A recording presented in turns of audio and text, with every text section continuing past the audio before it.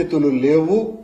కనుక వృద్ధి రేటును 15% పెంచిన తరువాత దానిని గురించి ఆలోచిస్తాను అని చెప్పటం ఎంత దుర్మార్గమైనటువంటి విషయం అంటే, ప్రపంచంలో ఎంతో మంది మోసగాళ్లను చూసి ఉంటాం, ఎంతో మంది వంచన చేసేటువంటి వాళ్లను చూసి ఉంటాం.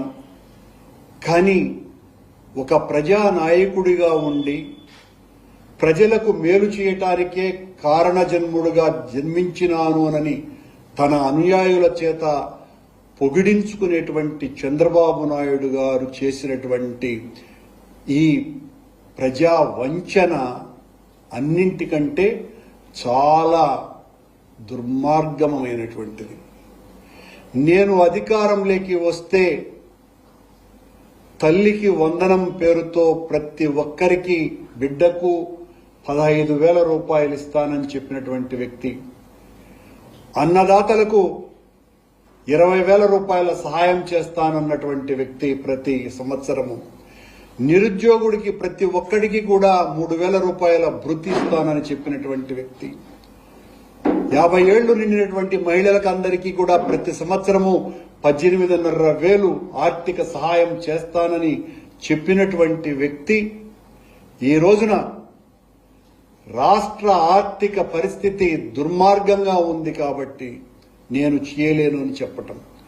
ఇదే చంద్రబాబు నాయుడు గారు, పవన్ కళ్యాణ్ గారు, ఆయన కూటమిలో సాగేటువంటి పురంధరేశ్వరి గారు, వీళ్ళంతా కూడా ఎన్నికలలో ప్రచారం చేసినప్పుడు రాష్ట్ర ఆర్థిక పరిస్థితి కకావికలమైపోయింది, తునాతునకలైపోయింది. జగన్మోహన్ రెడ్డి 14 లక్షల కోట్ల రూపాయల ఆర్థిక భారాన్ని మోపినాడు ఈ రాష్ట్రం మీద, ఈ రాష్ట్రమంతా అప్పుల్లో కూరుకుపోయింది అని చెప్పినటువంటి ఈ ముగ్గురు నేతలు ఇంత ఆర్థిక దుస్థితి ఉన్నప్పటికీ కూడా జగన్మోహన్ రెడ్డి ఇస్తున్నటువంటి ఈ పథకాల కంటే మిన్నగా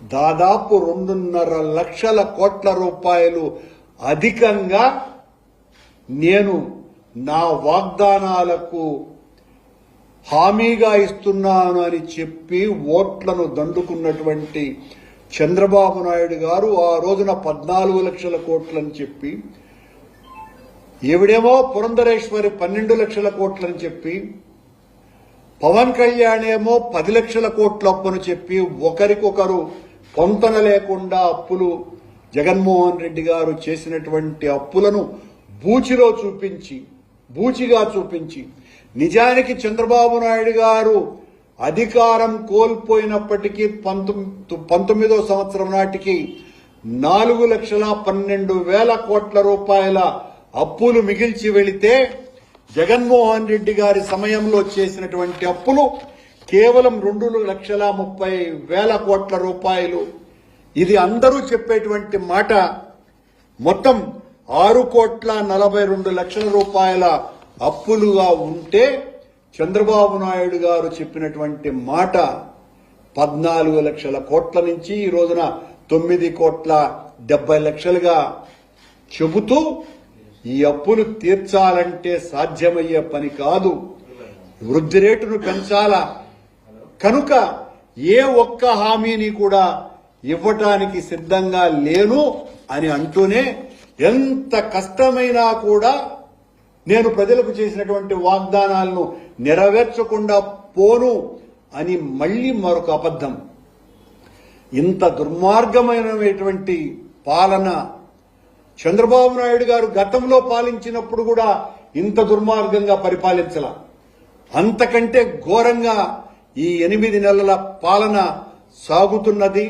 పచ్చి అబద్దాలతో, మోసాలతో, వంచనతో, అబద్ధపు మాటలతో, గోబెల్స్ కూడా తలదించుకునే విధంగా పురాణాలలో శ్రీకృష్ణ భగవంతుడు ఆడినటువంటి నాటకాల కంటే కూడా మిన్నగా నాటకాలు ఆడుతున్నాడు చంద్రబాబు నాయుడు గారు. ఇది ఇంతకంటే ఘోరం మరొకటి లేదు. ప్రజలకు చేసినటువంటి మోసం అంతా ఇంత కాదు. అబద్దాల బుద్ధుడు ఈ చంద్రబాబు నాయుడు, అవినీతికి సిద్ధుడు. కోట్ల ప్రజల కళ్ళు మూసి గద్దెనెక్కినటువంటి ఈ చంద్రన్న లాక్కోవటం తప్ప తెలియనివాడు. అప్పుడు మామ నుంచి అధికారం లాక్కున్నారు. ఇప్పుడు జనాన్ని మోసం చేసి 8 నెలల క్రితం ఓట్లు లాక్కున్నాడు. ఏరు దాటే ముందు ఓడమల్లయ్య, దాటేశాక బోడి మల్లయ్య. ఇది మన చంద్రయ్య.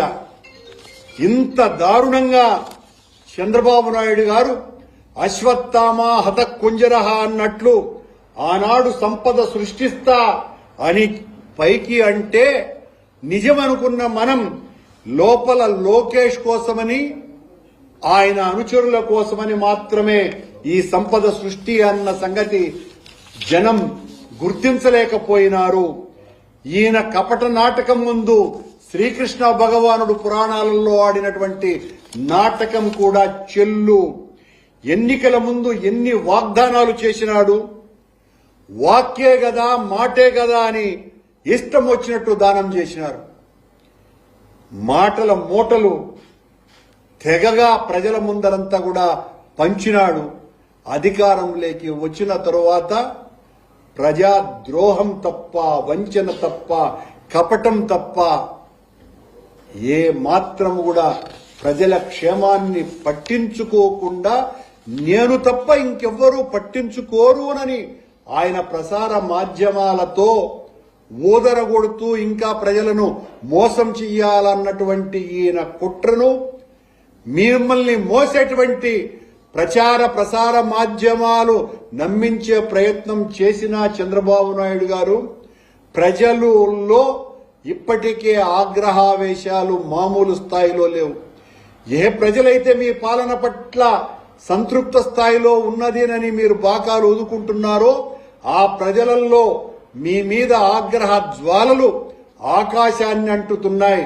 గతంలో ఏ ప్రభుత్వం మీద ప్రజల ఆగ్రహానికి గురి కాబట్టటువంటి ఏ ప్రభుత్వం కూడా ఇంత అతి తక్కువ కాలంలో ప్రజల యొక్క కోపాగ్ని చూసినటువంటి ప్రభుత్వం ఒక్క ఈ కూటమి ప్రభుత్వమే.